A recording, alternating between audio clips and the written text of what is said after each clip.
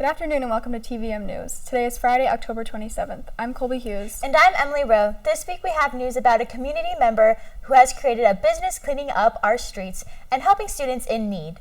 We also have news about the First Responders Day event in Times Square.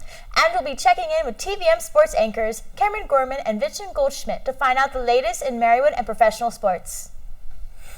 Zeta Phi Delta and the Women's Empowerment Club are hosting Scare Away Breast Cancer on Saturday, October 28th. This is a fundraising event with all proceeds going to Breast Friends Pennsylvania. With something to do for all ages, visit the art field to find the Frightfully Fun Fair at 11 a.m. to 1 p.m. or sign up for the Monster Dash 3K race. The race starts at 10 a.m. and costs $12 to register.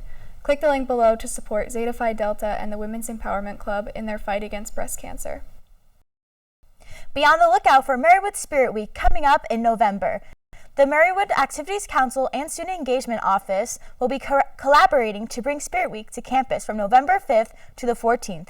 This coincide with Marywood Madness and get all the student body involved through class year competitions and group competitions. Keep an eye out for further details about Marywood Spirit Week. Marywood's Keystone Paranormal Society will be hosting renowned author John Stanley, Susan Scream's author, on Monday, October 30th. If you're looking to learn more about Scranton's local paranormal activity, head to the Upper Main and Nazareth Student Center on Monday at 6:30 p.m. This will be open to students for a discussion, question and answer session, and book signing. This is a free event, but if you want to purchase a signed copy of the book, it will cost $10. Marywood Student Engagement will be collaborating with Compassionate Canines to bring therapy dogs to campus. The set dates for our furry friends to visit the Fireplace Lounge are November 16th and December 11th from 12:30 to 1:30. Need to de-stress? Mark your calendars to visit the Compassionate Canines in the future. When we come back, we'll tell you about a community member who is not only cleaning up our community, but also donating school supplies to those in need. Hello, my name is Hunter Hildebrand, and I am here to deliver this week's weather. Today it is partly sunny. The high is 73 and the low will be 55. Tomorrow it will be cloudy with a high of 73 and a low of 50. On Sunday there will be a 60% chance of rain and the high will be 56, while the low will be 45. On Monday again a 60% chance of rain. The high will be 61 and the low will be 42. On Tuesday partly sunny, but the high will only be 47 and it will get very near freezing as the low will be down to 33. On Wednesday, cloudy, the high will be 42, and the low will reach freezing as it's expected to hit 32. On Thursday, it will be sunny, but the high will only be 44 and the low 27. This coming Friday, it will be partly sunny. The high will be 52 and the low will be 32. We'll be back after these messages. If you're buzzed and doing this,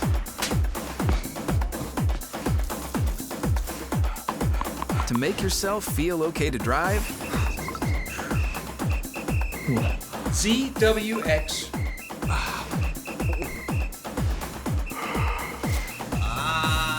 you're not okay to drive. YGKLVW. Regular you. I'm an actor in an ad that was given 12 seconds to remind you that if you're high, just don't drive. Because if you feel different, you drive different. It's illegal to drive high everywhere anyway. Local member of Lackawanna County, Joshua Davis, started a little project to help clean up our streets and make better use of the littered plastic he found. Davis melts down plastic and makes them into useful school supplies like rulers, page holders, and alphabet letters to donate these supplies to children who need them for their everyday schoolwork. Davis started this project back in 2020 and eventually turned into a LLC since he makes all of the supplies by hand. He is starting up a fundraiser to help himself get better equipment to create a more efficient way to get these supplies made and in the hands of those in need. Davis plans to split the proceeds with local charities supporting breast cancer and suicide awareness organizations, taking actions and better yet supporting his community. On the new turf at Abington Heights, the women's soccer team was scrimmaging Central Columbia soccer team when an unexpected guest halted play. A deer was seen running on the field in the second half of the game, maybe hoping to score a goal. Before anyone could get hurt, the deer ran off the field and the game continued as planned. Broadway in Scranton returns this year for the 2023-2024 season. Curtains are rising this weekend at the Scranton Cultural Center with the Jesus Christ Superstar show starting it off at 7:30 p.m. on Friday, with 5 other shows playing throughout the weekend. These shows are all national touring Broadway shows that play all across the country. On Saturday, there will be a break between shows where they are planning a Thrill the World event, where they will close North Washington Avenue and perform their very own versions of Michael Jackson's Thriller in the streets. For more information, go to the Scranton Cultural Center's website to learn more. On Friday night around 6:30, police responded to the 200 block of Cole Street in Wilkes-Barre for a reported shooting. One person was left dead as a result of multiple gunshot wounds, which has led police to investigate this incident as a homicide. Police are asking that anyone with any information regarding this shooting contact the Wilkes-Barre Police. 2 weeks ago, the FM Kirby Center had a water main break and flooded the building. The basement was submerged in water, converting the bar, restaurants, and dressing rooms down inside.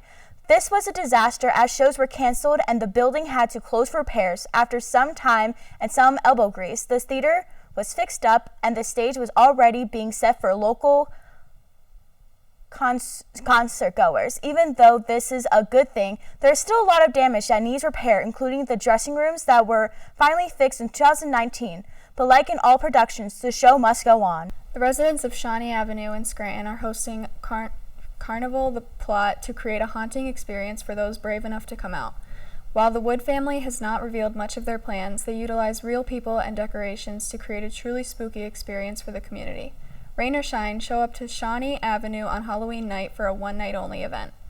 When we come back, we have news on the First Responders Day event in Times Square. I'm an ex-drug dealer, and I'll be your sub today.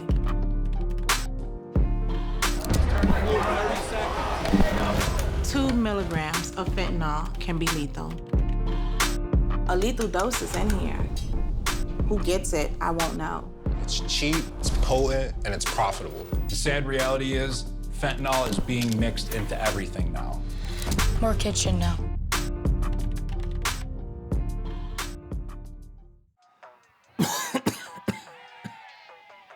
Oh, man. I can't believe I'm missing this. Okay, Grandma. I see you. Don't get stuck at home with the flu. A flu shot is the best way to prevent the flu and its potentially serious complications. It keeps you, your community, and loved ones protected. Don't get flu FOMO. Learn more at getmyflushot.org. The First Responders Children Foundation hosted a National First Responders Day in Times Square. The organization was founded after 9/11, after 800 children had lost a parent in the attacks. This event is held to honor past and present first responders, and a Community Hero Award was given to Lieutenant Julianne Stapleton. Thank you to all first responders. 2 officers in Nashville were killed in a shooting with the police chief's son, John Drake Jr. At the face of it all, Drake was found dead on Tuesday night after being in a car chase with the law. Drake was noticed in a car and was chased after being accused of 2 counts of attempted first-degree murder for those 2 previous policemen. Officers said that when they finally cornered Drake, gunshots were fired and he was found dead with self-inflicted gunshot wounds, which ultimately ended the mad chase. Investigators are still ongoing to find out more evidence, but the whole situation is finally over for everyone else involved. As the number of homeless people in Los Angeles continues to grow, Dan Valdez and the nonprofit Brilliant Corners are working to find housing for people. Brilliant Corners works hand in hand with the LA County Health Services, acting as real estate agency for the unhoused in LA. Valdez and Brilliant Corners canvass vacant units and advocate for the unhoused in hopes of finding affordable living for them. Mass shootings are happening in Maine as 22 people were killed and dozens more injured. Local hospitals were calling in staff from all over to help the survivors, while members of 3 surrounding cities were prompted to stay at home and not go outside for the rest of the night. The suspect of interest is Robert Card, as he has been seen at both of these shootings. Police and authorities have told those who see him to be cautious and he should be considered armed and dangerous. Card is still out and about, and police are hoping to catch him before another shooting occurs. As wage discrimination continues to be an issue for women and non-binary people in Iceland, thousands of people walked out of work on October 24th. Known as Women's Day Off, women of all walks of life, including the Icelandic Prime Minister, did not participate in any sort of work. This has become a notable day in society for years, and it is highly encouraged for people to participate. As long as the fight for gender equality lasts, this walkout will be held in Iceland for gender equality.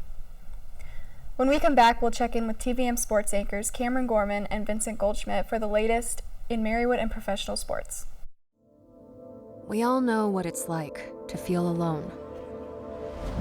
But it just takes one new connection. Want to get out of here? To empower many. This is unbelievable.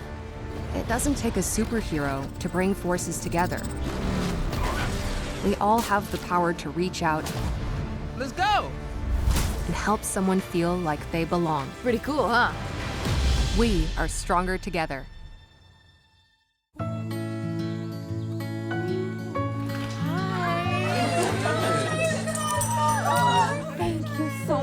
Fostering a pet for a friend or neighbor can keep families together. Learn more at petsandpeopletogether.org. Cameron, it's that time of year again for the Pacers. It's playoff time. It is. It's an exciting time to be a fan of the Marywood Pacers for all sports across, soccer, volleyball, you name it. We're here. It's a great time. Mm-hmm.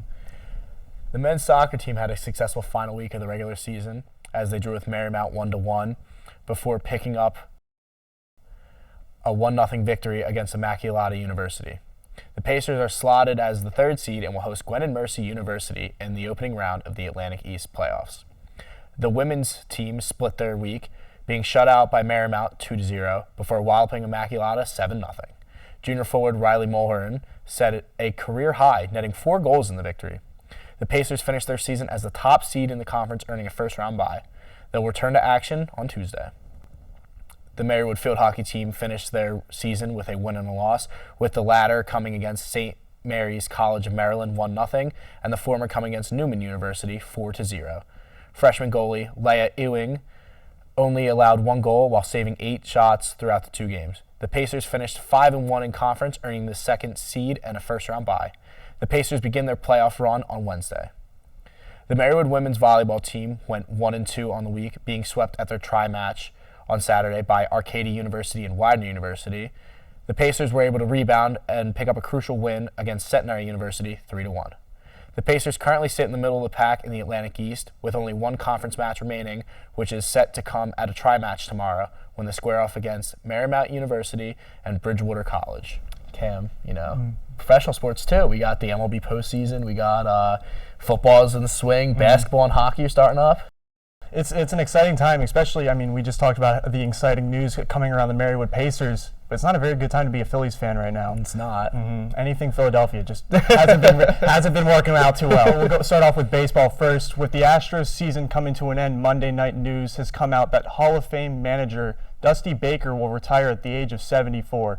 Baker, who managed 26 seasons for the Giants, Cubs, Reds, Nationals, and lastly Astros, compiled over 2,000 wins and got his World Series ring. Baker, who had been out of baseball for 3 years after managing the Nationals, took over a job nobody wanted when the Astros got caught cheating. But he stepped in there and had a very successful 4 years at the helm. The NBA broke some news today as we hit the new season, and that is the All-Star Game is returning to its original format that stood for a long time. The East versus West format is coming back after years of the top 2 votes getters drafting their own teams. It's a very exciting time with many rule changes and this new format being a good one.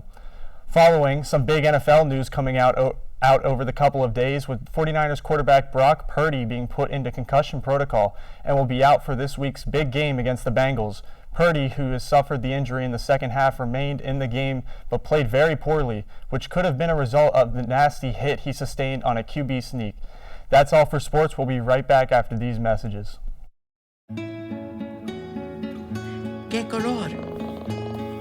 Perfecto, mijo.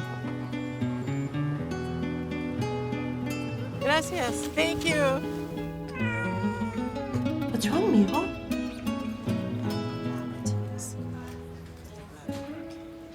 Donating to a pet's medical care is one of the many ways you can help families in your community. Pets and people belong together.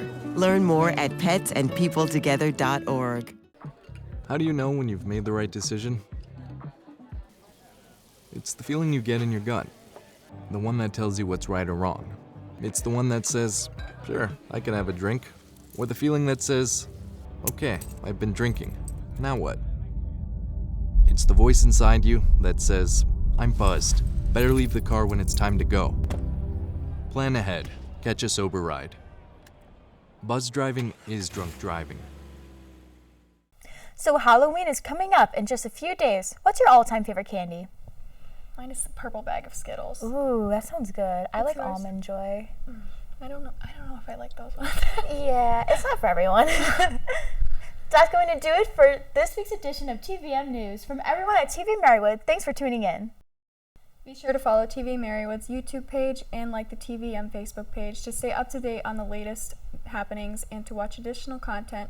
I'm Colby Hughes. And I'm Emily Rowe. Have a great weekend, Marywood.